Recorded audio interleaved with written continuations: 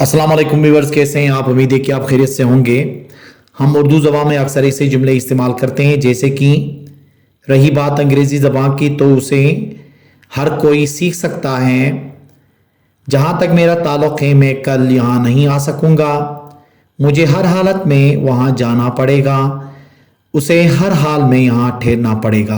अब ऐसे जुमले हम अक्सर अपने डेली लाइफ के अंदर इस्तेमाल कर रहे होते हैं उर्दू में। जब हम इनको इंग्लिश में ट्रांसलेट कर रहे होते हैं तो वो कौन से स्ट्रक्चर्स होंगे जिसके ज़रिए हम आसानी से इनको इंग्लिश में ट्रांसलेट कर सकेंगे। तो आज के इस लेक्चर के अंदर वो स्ट्रक्चर तफसीलन हम डिस्कस कर लेंगे। तो आइए शुरू कर लेते हैं।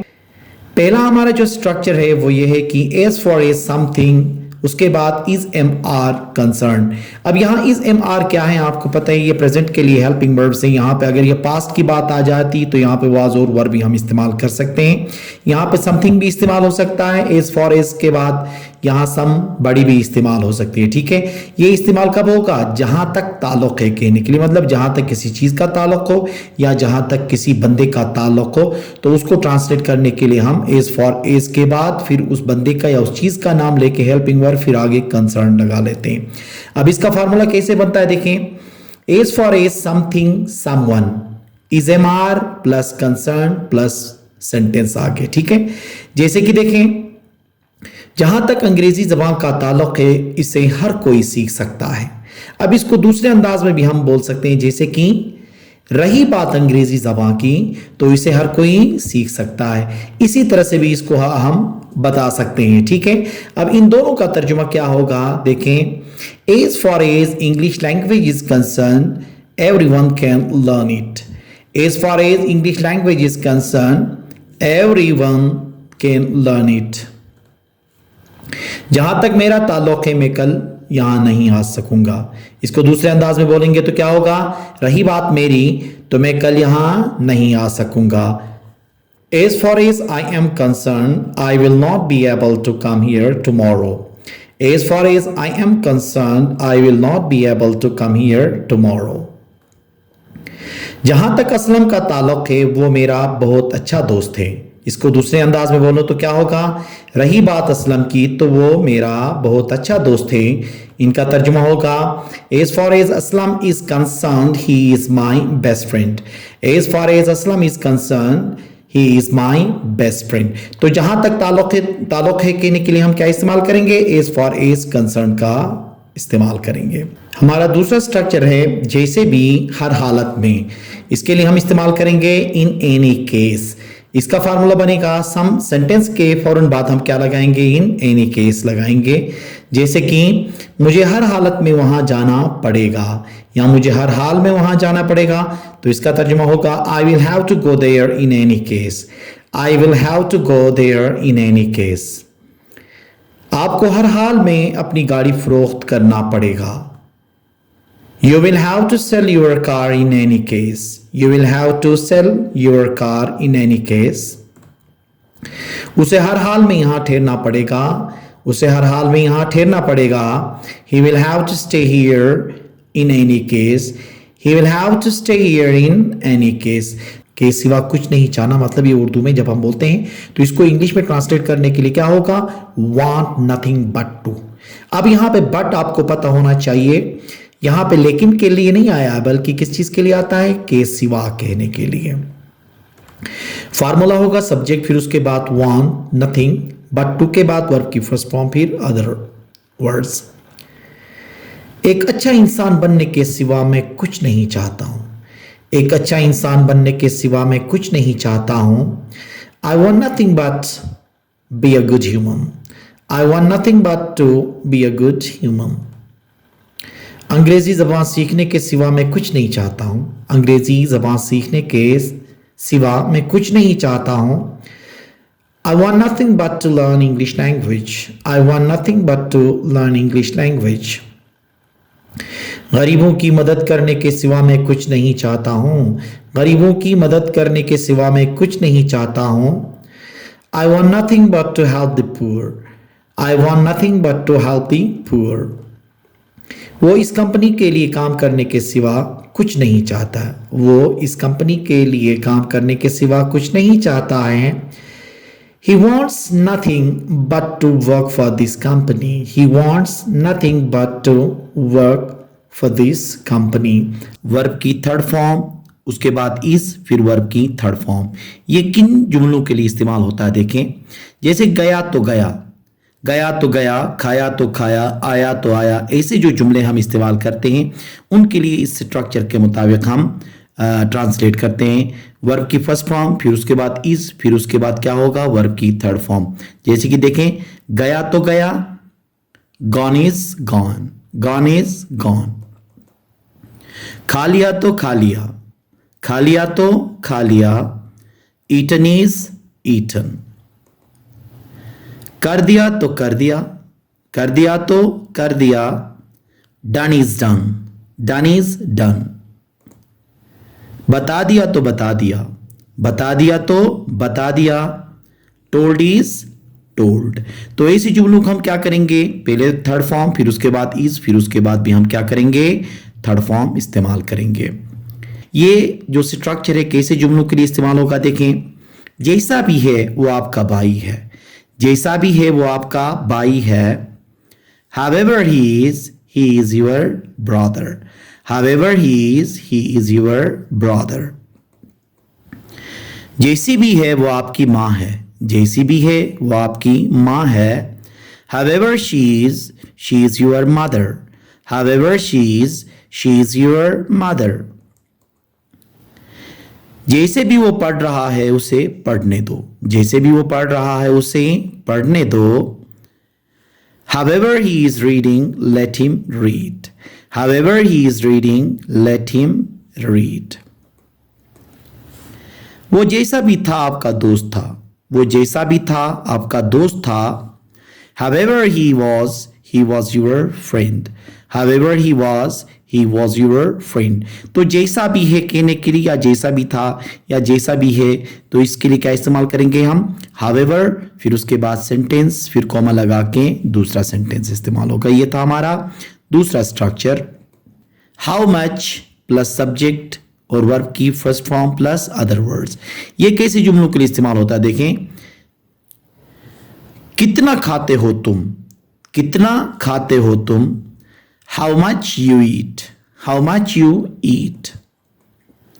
कितना बोलते हो तुम, कितना बोलते हो तुम। How much you speak. How much you speak. कितना रोता है वो, कितना रोता है वो। How much he weeps. How much he weeps. कितना हंसते हो तुम, कितना हंसते हो तुम। How much you laugh. How much you laugh. तो कितना के लिए क्या इस्तेमाल करेंगे हम, यहां पे how much का इस्तेमाल करेंगे। उसके बाद सब्जेक्ट और जो वर्ब इस्तेमाल होगा वो हमेशा फर्स्ट फॉर्म होगा। Feel free two plus verb first form और ऑब्जेक्ट। ये वाला स्ट्रक्चर उर्दू के कैसे जुमलों के लिए इस्तेमाल होता है देखें।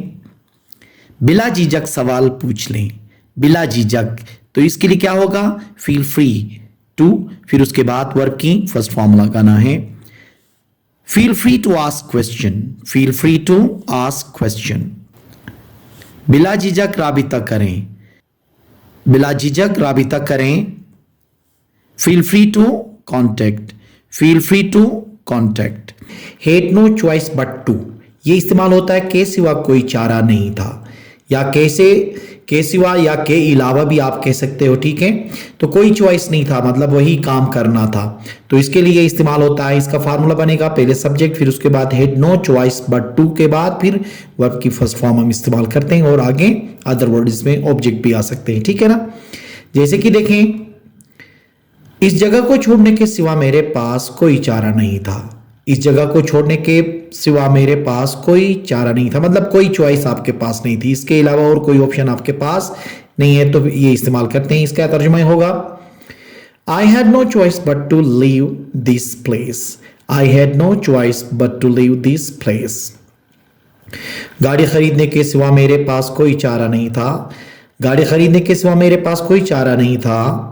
I had no choice but to buy a car. I had no choice but to buy a car. उसके डिमांड्स मानने के सिवा मेरे पास कोई चारा नहीं था। उसके डिमांड मानने के सिवा मेरे पास कोई चारा नहीं था। I had no choice but to accept his demands. I had no choice but to accept his demands. Mobile फरोख्त करने के सिवा इसके पास कोई चारा नहीं था। मोबाइल फरोख्त करने के सिवा उसके पास कोई चारा नहीं था। He had no choice but to sell the mobile. He had no choice but to sell the mobile. अब के सिवा कुछ चारा नहीं होने को क्या कहते हैं? Had no choice but to। अगर ये प्रेजेंट के लिए इस्तेमाल कर लोगे तो had की जगह में क्या होगा? have का इस्तेमाल होगा। such trifles ये कब इस्तेमाल करते हैं? ऐसी छोटी बातों पर कहने के लिए, ठीक है, या इतनी छोटी बातों पर भी कह सकते हैं, या मामूली बातों पर। ऐसे जो अल्फाज होंगे उनको ट्रांसलेट करने के लिए हम क्या इस्तेमाल करेंगे इंग्लिश में? ओवर सच ट्राइफल्स का इस्तेमाल करेंगे। इसका फार्मूला कैसे बनता है देखें, पहले सेंटेंस फिर उसके बाद हम ओवर सच ट्राइफल्स का इस्तेमाल करेंगे। जैसे कि आपको ऐसे छोटी बातों पर नहीं लड़ना चाहिए। आपको ऐसे छोटी बातों पर नहीं लड़ना चाहिए। You should not fight over such trifles. You should not fight over such trifles. क्या वो इतनी मामूली बात पर नाराज हुआ? क्या वो इतनी मामूली बात पर नाराज हुआ?